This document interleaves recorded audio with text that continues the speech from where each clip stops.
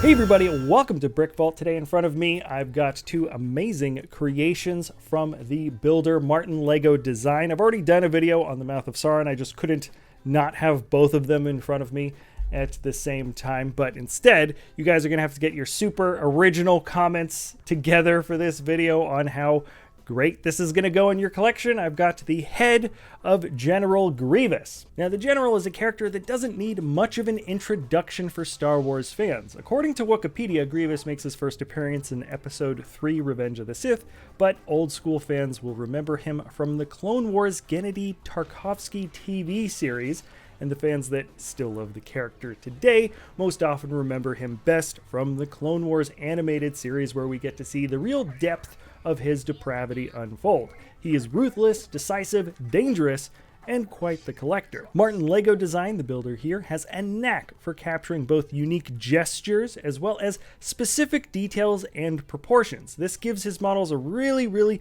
vibrant, lifelike appearance, while at the same time keeping the build process for his creations fairly straightforward and accessible. If you want to build this model, or the Mouth of Sauron model, you can get the instructions at BrickVault.toys. With an instructions purchase comes the PDF guide for the model and a digital parts list for quickly ordering all of your pieces online. We test our builds physically to ensure they are durable. Instructions are also tested to make sure the building steps can be followed clearly. Buying instructions from us also helps support the talented designers we work with. Martin Lego Design has a knack for creating both highly detailed and also easy to follow along models with incredibly clear instructions that you can find at BrickVault.toys. It's all linked in the description below. Now let's jump right into the Grievous creation. The designer here has a very unique ability to capture the curves both in the larger scales, like along the top of the head and some of these areas here, and then also some nice fun curves that you can see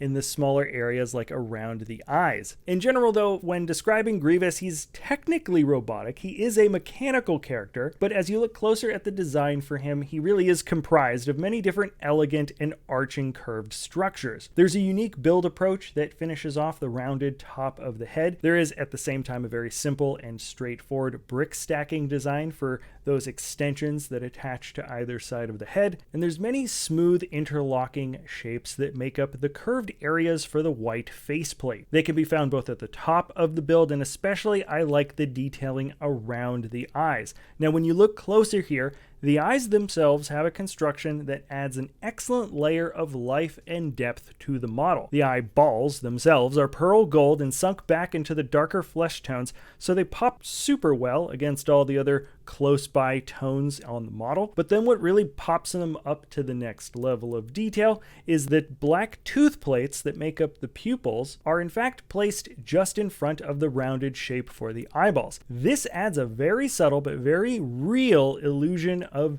moving pupils as you slowly turn the head side to side. Grievous looks like he's looking to his left when his head is tilted left. He looks like he's looking right a little bit when he is tilted right. And then straight forward when you're directly in front of the model, it looks like he's staring right at you. Now, I'm not going to go making Mona Lisa comparisons today, but this is just a fun, interesting, weird illusion that didn't even occur to me could or would happen until actually having it physically in front of me in the studio. Now, for such well-defined details and shapes, I gotta talk about the handling. The stand is quite wide, so it feels plenty stable, very little chance of an accidental drop. The build for the neck is incredibly unique. You've essentially got a couple of opposing angular connections that then converge to create the foundation for the head to slide into place with a Technic axle. It doesn't look like it would be super robust at first when putting it together, but the whole concoction of assemblies locks in quite solidly. Now, the head itself connects quite deep into the foundation of the neck, and you only get minimal wobbling if you shake it or move it around.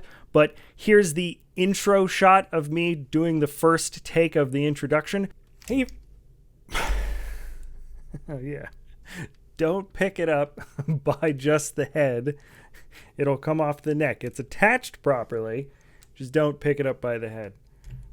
Oops. The axle does have a tendency to come straight out of the neck opening. If you do this, you could play some Shakespeare stuff if you really wanted. And outside of that, in terms of handling, there are just a couple of small areas to tweak into the correct place when moving the model. Like these extensions on the side of the head should be tilted to the right place on their mixel joints. And some of that technical detailing for the bit that makes up the vocalizing apparatus should have the right angle for those little lever pieces. Now, even though these are designed as display pieces only, that doesn't mean they're delicate creations by any means. There's no illegal building techniques, and everything comes together in a fairly logical order. So anyways, if you did want to build either of these models, you can check us out at BrickVault.toys. Let me know what other types of creations you would like to see in the future. If you enjoy our content, feel free to like, subscribe, comment, or share, and we'll see you next time at BrickVault.